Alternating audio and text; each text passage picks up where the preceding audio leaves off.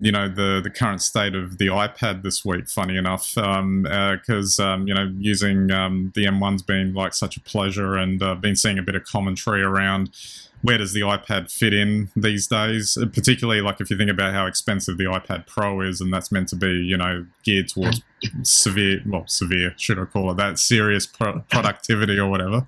And I actually found in my use case that because the M1's such a pleasure to use these days, that where is the iPad fitting in? I'm not wanting to reach for it as much, aside from maybe doing some reading or basic browsing and stuff like that, which seems like a bit of a waste for if you're using an iPad Pro in my case. And I just wonder overall what's going to happen over the next little while, because I guess the Mac came roaring back in such a big way with the M1 after languishing, for such a long time.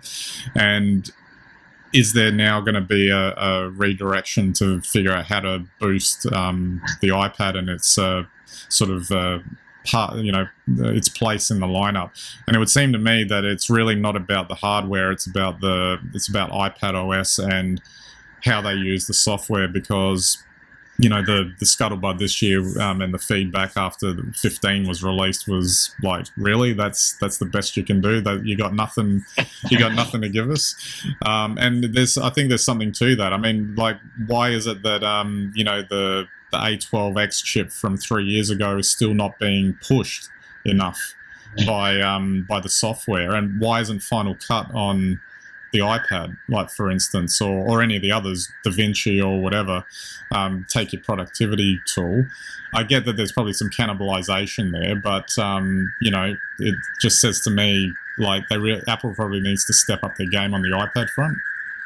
Oh, look, definitely. And I can even add to this now from a different perspective. In recent months, I've got myself an iPhone 13 and an M1 MacBook. And to be honest, the iPhone 13 for me is basically an iPad. Yeah. I've got the M1, which is a clamshell iPad, and I've got a small screen iPhone 13 iPad. So I really don't know where the iPad sits in anymore. I absolutely love the M1. It's a pleasure to sit with. It's not a lap warmer like a lot of those PC laptops. It just sits there. It does its thing. It's a great piece of machinery, and I can use it for pro applications, and I can use it for leisure applications, no problems. I can even use it for work. Absolutely.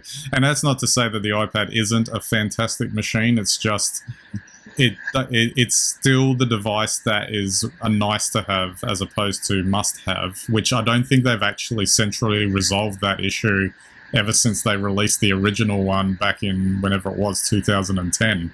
And we've been arguing about this for years now. Well, we have, but it's interesting because it's flipped, because I think we were having this discussion about the MacBooks, 3 years ago when the iPad Pro sort of was at its peak, and like the MacBooks had the Intel chips and weren't performing, and the question is, why do I need a MacBook now? Now it's gone the other way. I need my MacBook. Not so sure about the iPad. Absolutely, yeah, absolutely. I am kind of looking forward to see if they actually do push the platform a bit more next year at least. And Apple's historically quite slow at bringing some of this stuff out. They like to, push things along for years at a time before they actually pull the trigger on something.